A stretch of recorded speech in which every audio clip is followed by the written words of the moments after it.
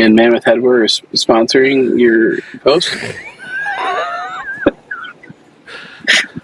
Thanks, Mammoth Headwear. Bok.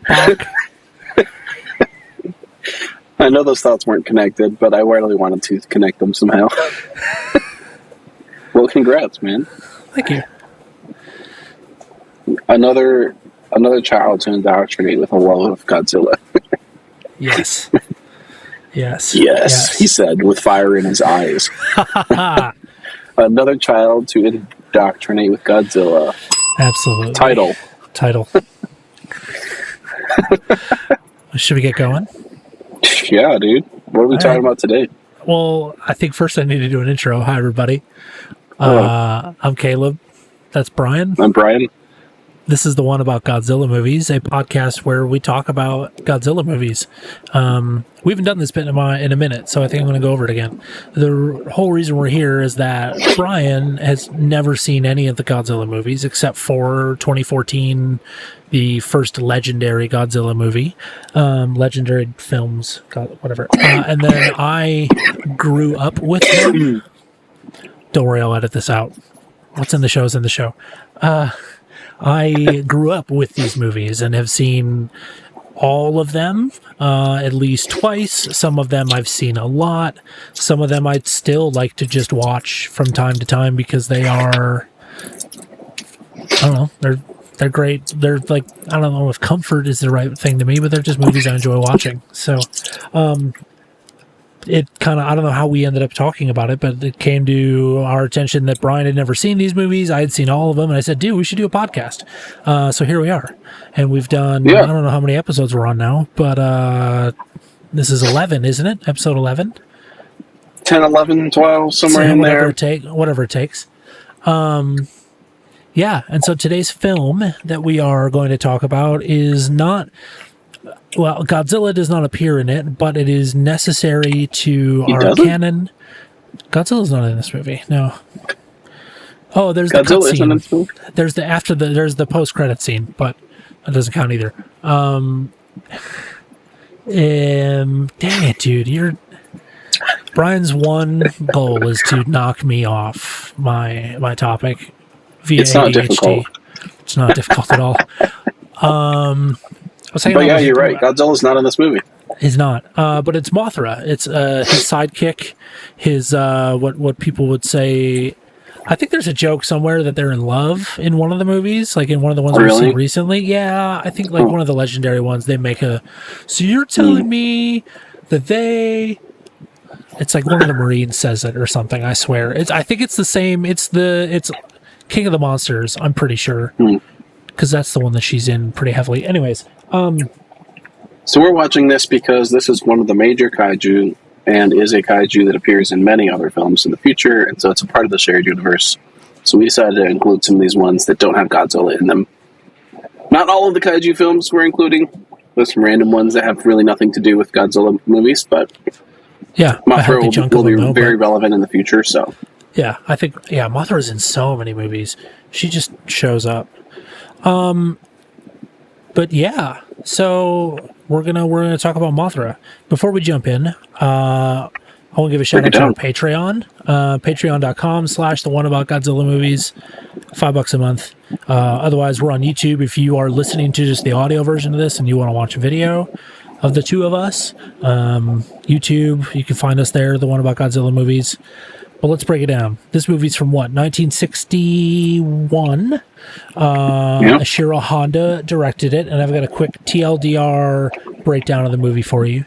An expedition to Infant Island, not a real place. An expedition to Infant Island uncovers a native tribe and twin tiny fairy priestesses of a mythical deity who set out to rescue the pair after they are kidnapped by a greedy businessman. That is a short TLDR. Yeah. Didn't want to give anything away, so smart. Yeah, dude. Let's talk about it. First of all, the last episode we recorded was Rodan, I believe. You're right. Another, which was also Another kaiju, kaiju movie that's a not feature. And, we're watching this for the same reason we watched that. I just wanted to note that in terms of Toho Studios or Toho Pictures or whatever they were called at the time, they released, I think, 3 kaiju-oriented films between Rodan and this film. So, they're really cranking them out. So, Rodan came out in 1956. There's a movie called The Mysterians that came out in 1957. One called Varen, which came out in 1958. And one called The Three Treasures, which came out in 1959. And so and on the 7th day, they rested, a.k.a. 1960. And, man, I'm recovering from a cold. So I may be coughing throughout, and I don't care. Get over it. It's in the show. Correct. Yeah, so this is like, I don't know, like the 4th movie that the studio released, kaiju-related, after Rodan. So that's why there's a bit of a time from 56 to 61. So I say that because, assuming we're getting into it now, one of the first things I noted when I was watching the movie is this colorful, in color, a colorful widescreen logo at the beginning of the film that said Toho Scope. And me being who I am as a person, I immediately needed to look up that. Immediately press pause. Immediately. And began Googling. Yes. To the internet science machine, he said. Just a little, I had an educated guess of what I thought it meant. But it looked, the title crawl for that looked really cool. And I was correct. Is like Toho's version of CinemaScope, which is a film aspect ratio that I can talk about now or later. But the reason I'm bringing it up is because I was kind of curious to myself what the first Toho film was that debuted in this widescreen color format, because I figured that this movie wasn't the first one that was widescreen. And I've actually already forgotten which one it was, but it's one of those 3 that I just mentioned between Rodan and this one. Dang it. What? It wasn't this one? It was not this one, though. So one of those other 3 films that came out between Rodan and Mothra was the first one to be in this widescreen color format. So, side tangent. What is CinemaScope? CinemaScope is a logo you'd see in a bunch of movies, starting in the 50s, I guess. Here in the U.S., I think, was mostly where it was popular. This big old logo is, I think, one of the first critically successful or popular anamorphic film formats. It's a widescreen film format. So, back in the day, you'll notice a lot of movies were boxy. They'd be sort of a 4:3 aspect ratio, similar to the old TVs, the CRT TVs. Mm-hmm. At some point, they started doing widescreen, and cinematographers and directors were starting to take advantage of this really sort of this wide aspect ratio for landscapes, and it kind of plays really well with the peripheral vision that the human eye has, and so it's been really popular ever since then. Just the concept of widescreen, kind of standard. Anamorphic is the way they would do it. So basically it means that they're shooting on film on, let's say, 35 millimeter. And so these film frames were still 4:3 aspect ratio, but the technology developed would basically squish the widescreen frame through the lens of the shooting process to be squashed into 4:3 aspect ratio. So both the film format that it was captured on and probably also projected, played in the theater, if you were to look at a single frame, it would basically look like the whole frame was squashed in. It would look all squished, basically. And then it'd be unsquished when it was played back. So basically, they have to stretch it inwards and then stretch it back outwards in order to fit it onto the film type that they had. And I'm sure later, like, they had film stock that was actually widescreen, but like made for it. and Yeah, that's what the word anamorphic means, is that it's like stretching it to fit into another format. So interesting. TIL. yep. TIL. Yep. But you kids didn't think you were going to learn science today, movie science. Which actually you should by now. I think we do movie science on at least once an episode, like in trivia or something. You get into some pretty nerdy stuff. So I can't help it. I love it. I'm not complaining. I figured that I say weird stuff, and then someone out there of our many, many thousands of listeners is going, "What is that?" So I figure I should at least try to see if I can explain it on the spot. He's a man of the people. What can we say? Drops mic. Please don't. It's okay. The mic is attached to my ear. Title. Oh. Anyways.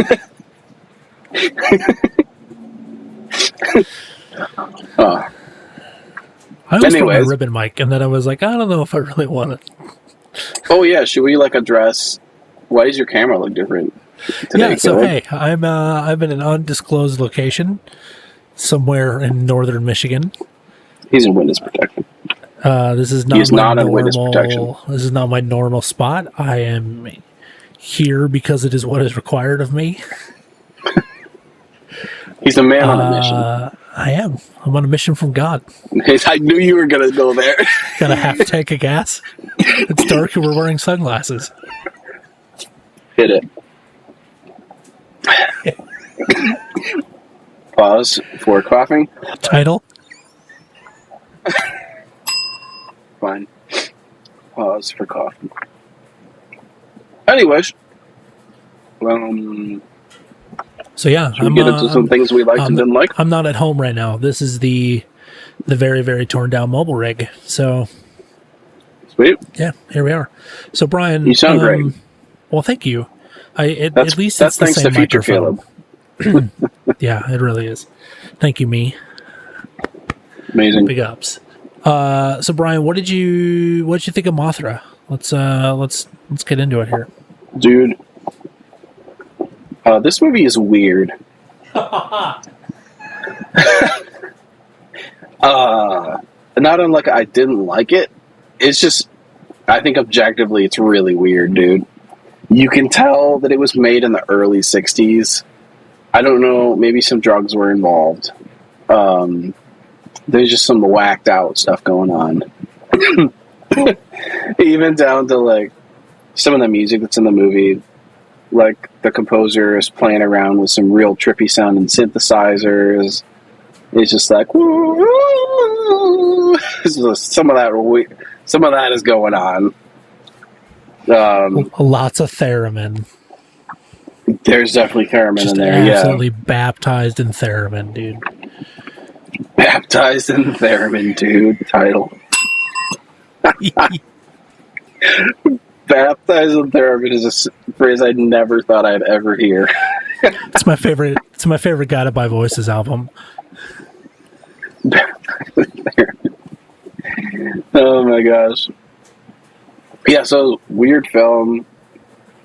Yeah, it was just kind of like, it's almost like a vibe of like musically of exotica and like stuff that is supposed to like invoke either the Orient or the Caribbean like island life, and there's like also like this space age pop like synth sort of vibes going on. I like very much connected with the music in this film, not in like I love it, and also more just like I like understand this era, and I've heard music like this, and I like kind of understand the time frame.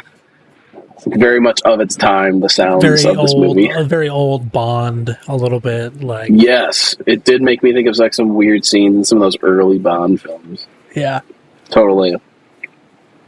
So there were actually several moments where I was like, man, there's moments where I feel like I'm in one of those not as successful Bond film. Yeah. Yeah, things I liked. the colors in this movie are just great. The Toho scope, if we will, it's really nice. Especially from Rodan to this. Like, even though there is that kind of gap, it's really it's 5 years. And like, Mothra looks so good in this movie. Her just colors of her wings and the way her eyes glow. It almost makes me want to go refresh your memory on which of those other films was the first Toho scope, and then just kind of like check out what it looks like. So, yeah, it looks really nice. I was really enjoying some of the synth stuff going on in the music. Not even just like music, like they were using almost like theremin or synth beats as like sound design, almost to sort of like give an environment a certain vibe. It was more like environmental than it was musical at some moments. Yeah, there is a moment with like a very John Philip Sousa-esque European march for like a scene with a bunch of Americans, and it caught me off guard. Like, it was a great way of like emulating their idea of like, you know, American cheeseburger bang bang music. It's just like this cheeseburger bang bang America. Yeah. I mean, technically, it's a European march from someone like, it sounded like it could be like a Sousa march or something, which is not American at all. Well, was Sousa American? Am I gonna get canceled for my old band director? Hold on, I'm just googling it really quick. Okay, he was an American conductor. My bad. He was mostly around in like the 1800s, but still. Anyways. So I guess I was connecting with a lot of music in this film. Actually, anyways, I really don't have too many points here. I wrote down Little Women. Not the one that people might know. The fairies, dude. Yeah, yes. Little Women. We talk about no House on the Prairie. We ain't talking about no Oregon Trail here. We're talking about twin fairies. They're actually little. They're literally little. They're literally 6 centimeters tall. And they're also just like, for some reason, are these really great singers. Because why not? Bro, wait until we get to the Rebirth of Mothra films. I can't. The singing continues. The singing continues. Oh, okay. It's a thing. The singing is here to stay, ladies and gentlemen. Yep. Spoiler alert. All right. We'll get there. Yeah, I really like the island aesthetic. It's mostly earlier in the film, if I recall correctly. It's like a lot of like jungle stuff and... It starts. It felt a little. It felt a little like King Kong to me. The beginning, like this kind of like, we're going exploring to this island that no one's been to since the atomic bomb or since the hydrogen bomb testing. Right, and they're like it's uninhabited. Right, and the guy's like, and then there's natives in blackface. There's a bunch of Japanese people in blackface. Definitely are. They're cosplaying as Polynesian people, I guess. Which, actually, I do remember, like, Googling what is actually considered Polynesia, like, while I was watching it, to refresh my memory on which groups of islands are considered what. And it was, like, a bunch of different groupings. You're looking at me like I need to explain this now. No. I was hyperfixating on the noise of you opening your cough drop. That's all. They'll get over it. I will. I'll edit it out. Yeah, I mean, there were some interesting elements. They sort of invented a fake country, like a fake island, to have something to attack that, in theory, is located somewhere between the U.S. and Russia or like maybe Japan and Russia kind of a thing called. I've already forgotten. It was Infant Island.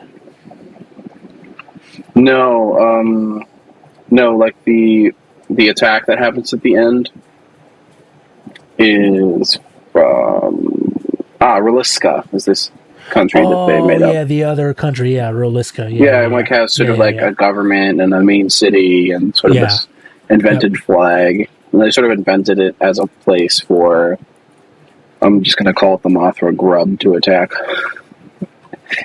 Yeah, so let me jog your memory on that.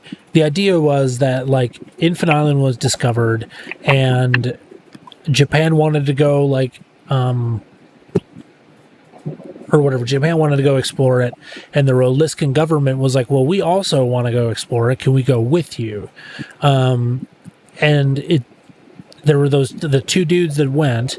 They come upon the twins, the fairies, and he's all like, "Ooh, we could make a bunch of money off this." And everybody else from Japan is like, "No, don't do that. Like, we don't." And he's like, "I don't care, blah, blah, blah." And so, like, when everybody, like, kind of leaves, he goes back and captures them later. And then, like, then Mothra attacks Japan, and they're like, "Hey, put the twins back." And he's like, "No." And then he just runs to Rolisca and, like, you know, is like, "They'll save me, the government will save me," and blah, blah, blah. Right. That sounds familiar now that you say it. Yeah. I mean, that was his whole thing, was it's just like he wanted them to make money, and it was just like a show them, like, hey, here are these wonders, and listen to them sing so beautifully. And it ended up being that they're calling this demon to come save them. Like, and that whole beat was like not too far off from King Kong. Like the whole like we're gonna bring the thing back and then try and use it to make money. Yeah, as like an exhibition of some kind. Yeah, and except in this one, it's not that they took the giant thing that wrecked everything. It's they took the guardians of Infant Island, and the demon wants its guardians back, basically. I think they called them princesses at some point. Yeah, the princesses of Infant Island. Yep. Well, you love this movie, right? I remember you saying it like a few months ago when you rewatched it. Like, what do you like about it? So do you remember the goofy photographer dude, the like journalist that they kept calling a snapping turtle, or he called himself a snapping turtle? Mm-hmm. I like that character. I like that guy a lot. He's very anime, but like he just, I don't know. I felt like whoever that dude was, he played that part really, really well. Yeah, he had really good comedic timing, I feel like. Yeah, which is not. They don't do very well at that very often, but that guy nailed it, I thought. And so, and I don't think I've seen like a comedic relief character in a Toho like Godzilla or kaiju film as much like that yet. Yeah, and it doesn't happen very often, but he is definitely one of the standouts, for sure.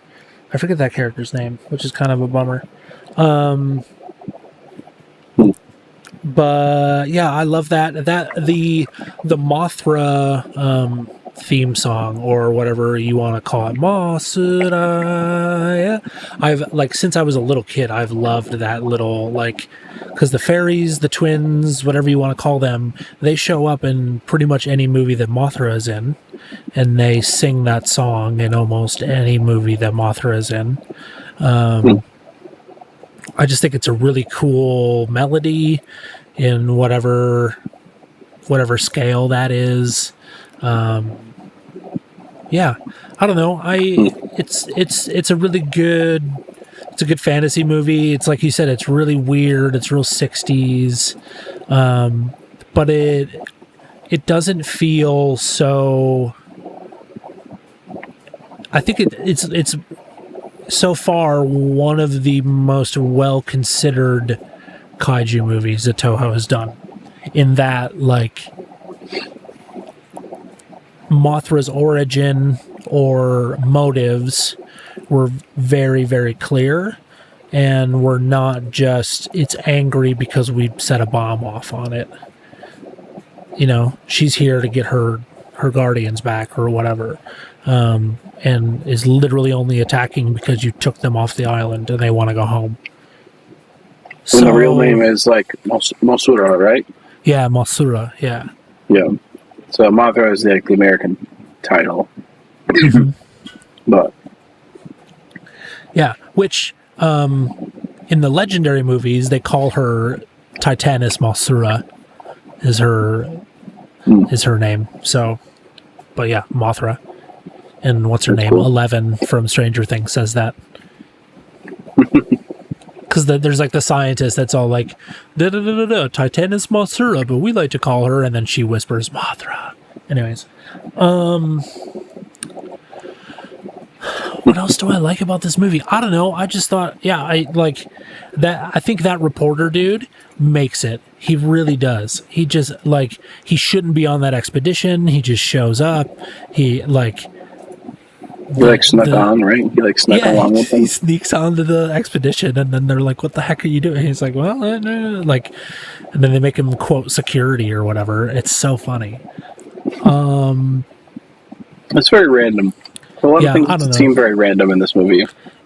I think stuff just kind of happens. Right, and it's kind of like a long trip. It's a long trip, and they just like they tried to stay. I feel like they tried to stay on the path of like, we need to get these girls home, and that's the thing, but they wanted to make it more than a 90-minute movie. Yeah, I don't know. It's I think Mothra is one of my, like, I think I might like Mothra more than I like Godzilla. Oh.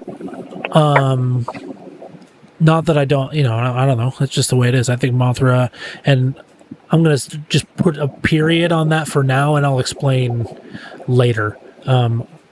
I did watch the 3 Rebirth of Mothra movies, and I have like pages of notes about those movies. Interesting. And one little spoiler is I have this question mark that is Mothra stronger than Godzilla? Yeah. So that's a little teaser for you.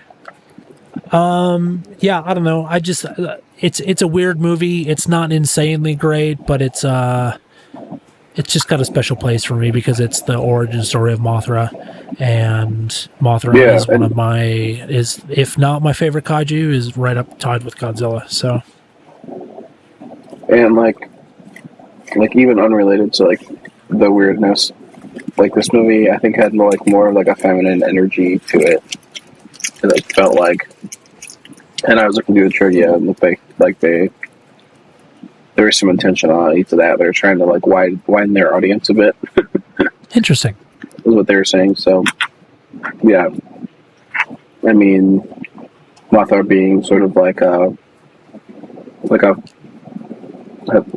being a kaiju with feminine energy, and like there's these princesses and they're singing and stuff, and that's what they were going for, I guess. But yeah, so I think that's part of like why it felt like a different kind of movie, because I like we're trying something new.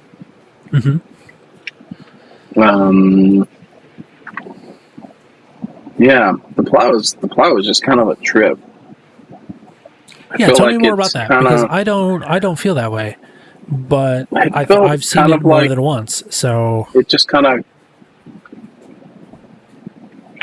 There wasn't a whole lot of transition in the movie. Like, it just kind of, scenes were just kind of happening left and right. And I was like, oh, we're here now. Oh, okay, I guess this is happening. And you sort of piece it together, but I don't know if there was as much transition from like scene to scene. I don't remember why I felt that way, because I've already got like gaps in my memory of like the plot, but that's what I wrote down anyways. So I mean, I have that under my criticism. There is quite a bit of like back and forth between like suddenly you're at the news agency, then suddenly you're in a government building, and then suddenly you're back on the island, or then suddenly you're at the house of the dude with the kid with the mice, Shinji. or like, and then you're all of a sudden you're like, yeah, you're at the Roliscan government, or you're where the dude has his show with the little girl. Like there are so many places that are like they're not a battlefield. There's not any like big action happening or whatever. It's Right. plot movement, but they're in so many different places. Yeah, maybe it's just like not as clear. Like, is this a sequence, or is it supposed to be happening simultaneously, or it takes you a second to kind of get your bearings? Yeah, go ahead. Well, I was just going to say on that, it's interesting and kind of fun to watch. Like, we're watching Ishiro Honda figure this out. You know what I mean? Like we're watching Toho and like all these people figure this kind of storytelling out. If you think about it, like, because this is nominally better than Rodan, and Rodan was a little bit better than the original Godzilla. I think, like they all just get a little bit better, but yeah. Yeah, the bad guy in the exposition.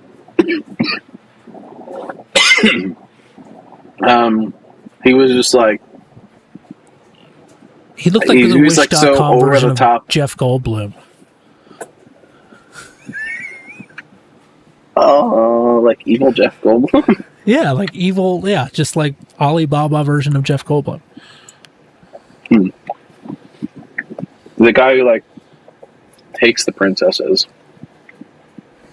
Like, there's so much foreshadowing that he's, like, a bad guy, or is that he's gonna do bad things and just be that guy. It felt a little bit like comic to me. Like comically bad, like ha ha ha, I'm the villain and I'm gonna take these guys. Because I'm the bad guy. Ha ha ha ha. Like that. Yeah, there is lots of maniacal laughter for sure. Ah ha ha ha. That's like the vibe I got. So it felt like a little bit, it took me out of like this. It wasn't a serious plot, but it like felt a little. That was maybe one of those moments that reminded me of James Bond. I was like, "What is this? A James Bond villain?" Like, yeah, like aha! I will steal the tiny women and make money from them. Like a Dr. Evil thing or something. So I don't know. That I thought was like a little cringy or. It's sign of the times, dude. I don't know. Sign of the times. I don't know. Real criticisms. What you're saying is that didn't age well. I think that's what it came off to me. Anyways. Maybe. Anyways, real criticisms. Perhaps. Real criticisms. Well, more things that aren't as much an opinion. There is a lot of random English in this movie. Yeah. It like threw me so much. Where they just say things in English, and I was like, what? Why are they talking in English all of a sudden? This is not the first time we've said this about a Godzilla movie. It's the first time it felt this way to me. Like it wasn't just okay. So we have one layer of it. One layer of it is there's some American characters that are actually in the movie, and there's the aspect of like the American character only talks in English, probably because they only speak English. And then the other characters just talk in Japanese, and we're just supposed to understand. They just understand what each other are saying. We're just supposed to suspend our disbelief that they know what each other is saying. Yeah, like there's no context to the fact that they're talking in completely different languages. Yeah, it's just like Anakin and Luke can understand R2-D2, and like nobody else can. Maybe. And then even beyond that. There's Japanese characters that just say random things in English. I know. And it's not like dubbed, like they're actually saying English things. And I don't know why. It never made any sense to me. It's there so random. Japanese words for the things that they wanted to say. It wasn't that. No, it was probably, like... No. They would just switch. Let's say this a full sentence in English or something. Just because they could. And I should have written down examples because I forgot. But it was really funny to me. There's some great model work in this movie. There is also, I don't know if it's the way they were shooting it, there's whole sequences where it feels like they're basically shooting with like toys. it is. It's very obvious that Like, I'm you looking can at a toy. tell that they're shooting with You toys. can tell yeah, that yeah, it's. absolutely. There's a whole lot of scenes of tanks, and they're literally plastic tanks with plastic human characters on top. Like, they don't Yeah, even look like. They didn't even I dry. distinctly remember my dad pointing that kind of stuff I was out like, is about this like this movie and a plastic couple G.I. other ones. Joe on top? Like, what is happening? Yeah. It didn't even look like, it wasn't even like a G.I. Joe level. It literally looked like it was made from, human made from paper mache or something. Yeah. Crazy. That was random. The blending, the composition of multiple elements together, particularly in those, like, city destruction sequences. There's, like, these blue matte lines around the foreground elements. It's just like a sign of the times, like you said. But I think what's frustrating about it is the rear projection they did in the original Godzilla looks so seamless. So good. And then now they, like, switch to, like, shooting something against, like, a blue screen, even back then, and then compositing it, and that just didn't work quite as well. Do you think it's because it's in color and you just wouldn't see that in black and white? Well, I don't think they were using that same technique. When I'm talking about rear projection, I see. it's where you shoot the first thing, and then you play it back on a projector behind the thing, and then you shoot that a second time. And if you do the exposure correctly, it looks seamless. But yeah, like the blue screen thing, that's something that probably didn't really get perfected until Star Wars, honestly. So it's something you just see a lot. Yeah. With compositing from this time. And like at the time, they were like, oh, wow, it looks so amazing. But that's just something that doesn't age as well. Right. Because there's no way of cleaning it up. But, yeah, it's a weird movie. It is a weird movie. There's like this whole thing where, like, the princesses are, like, in this wagon, and it's, I guess the audience of the exhibition is supposed to believe that it's, like, flying through the air. And they, like, land on the stage, and they just come out and sing this whole song. And it's like, there's a lot of things like that in this movie that just happen, and there's no explanation for it. It's just this is just a thing that's happening now. Yeah, and you're just and supposed to okay, that might together. as well happen. Like, yeah, there's like no motivation or reasoning for it. Yeah. Wow. That's the end of my list. Yeah, I don't really have anything to add to the critiques list. I think that's fair. You know, everything you said, like the compositing and stuff, but I mean, Mothra looked cool. Yeah, I enjoy Mothra. Like at the very last second, it seemed. I still have never. It was just like a grub for most of it. Yeah, larva Mothra, and it's got that big it's got like dents on top of its head. I've never understood that. Like directly above the eyes is just like they accidentally caved in the model on accident and then just like left it. I think they literally just took like a moth head design and put it on like a caterpillar design. Yeah. So it works. Yeah. Wait until there's two of them looking at each other, and then there's Mothra. So there's like three of them. And they're all like chirping at each other and shooting string onto their mouths, and there's three of them. Godzilla's freaking something. out. Someone is missing. Let's go shoot at it. I would love to not cough anymore. So that's my stuff. So that's your stuff. What do you got for trivia? I did actually read a bunch of this trivia when I watched it, but I forgot a lot of it. Standard fare. Yes, sir. Some things about the creation of Rolisca, the fake nation. The flag is actually, I think, supposed to be sort of a hybrid of the U.S. and the Soviet flag. Kind of a little on the nose. I don't remember seeing a flag, but it probably was in government buildings or something. Yeah, the story is actually from a book, a fantasy novel, apparently. So Toho wanted to adapt the story. There's a book called The Luminous Fairies and Mothra. They wanted to adapt the story, try and like pick up more of a female audience. Interesting. That's all it really says. That's kind of some of the reasoning behind it. I mean, this item says that this film featured some of the most detailed and intricate miniature effects work of any Toho production up until this point. BS. That is not true. Hard disagree. So, I don't know. Maybe there's just more miniatures than I realized. I think there's some stuff that was executed really well.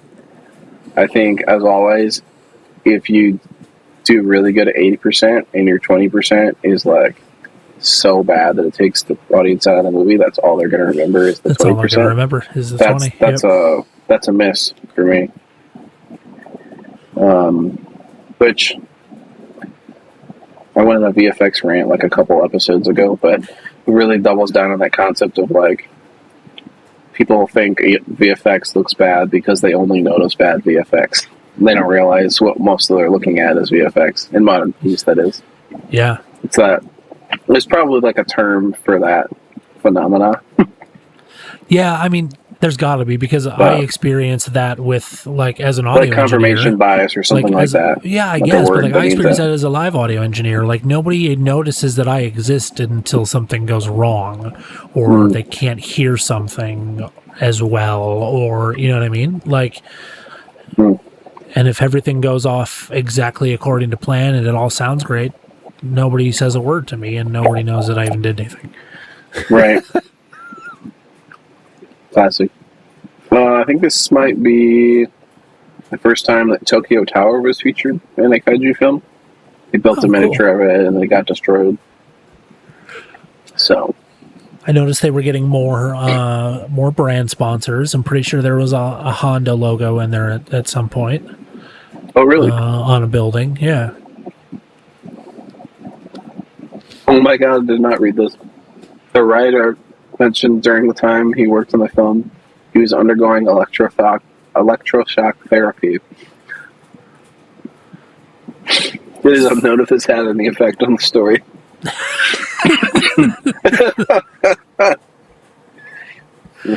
Oh my. That makes sense to me. Mothra's roar is created from a heavily modified Anguirus roar. Huh. Interesting. Very interesting. Yeah. Huh. There's some cool stuff in here. So, I don't think I ever rated this, but I think maybe that's a good way to wrap this up. Is what we rated it on good old Letterboxd. And let's talk about, we'll do it, what's in the show is in the show. What star system are we using this time? 5 stars or 10 stars? 5 stars. I'm looking at Letterboxd, which is 5 stars. 5-star ratings. So out of 5 stars, I give this 3.5 stars.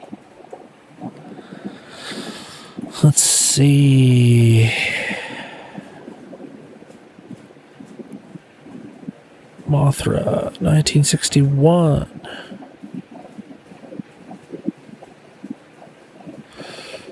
I have not rated it yet. I'm gonna go 3. I'm gonna go 4 stars. She's OG. And like I have said so many times already, one of my favorite kaiju.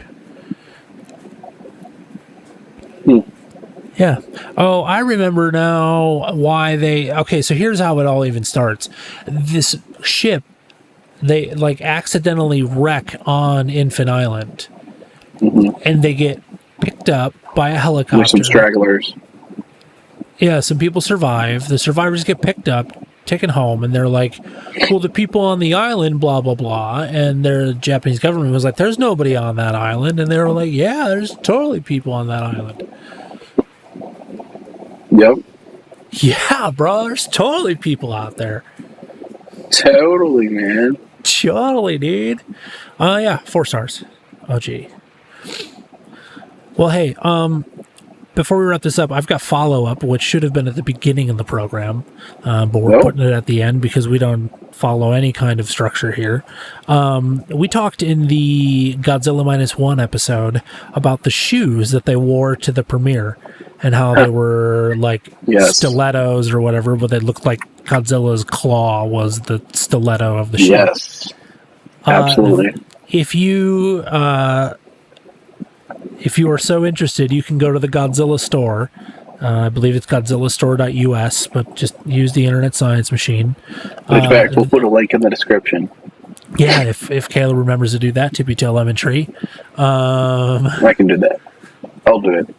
Toho has made these shoes available for pre-order. You can buy your own pair. They have men's and women's version available, and they look fantastic. They're extremely affordable. I will cut in a picture here of them again, just like I did in the -1 episode. Extremely affordable. How much are they, sir? Oh, let me look it up. It was like 545 yen or something, wasn't it? It was something crazy, yeah. I remember you sending the link. Let's see here. Yeah, they're like $725. Oh, yeah. I would imagine for a pair. For a pair.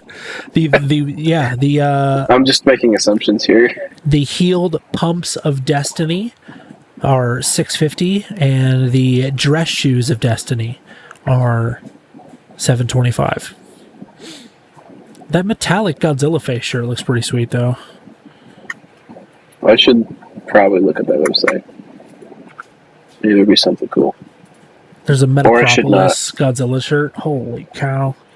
I really love buying shirts. Man. Guys, merch is so cool. If you're not into merch, what are you even doing? I'm so into merch. I don't have anything else.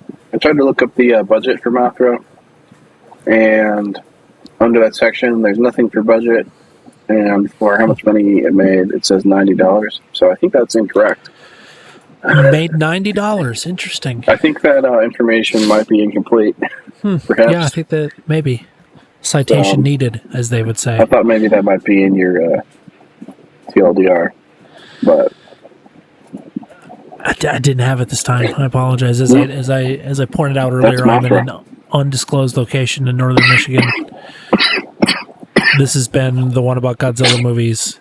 If Brian makes it through whatever COVID he has right now, I will see you on the next one for Godzilla vs. King Kong.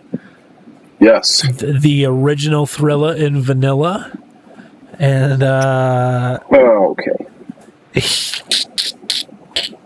I'm going to go before we get canceled. That's a great note to end on. Thanks, everybody. Bye. Bye.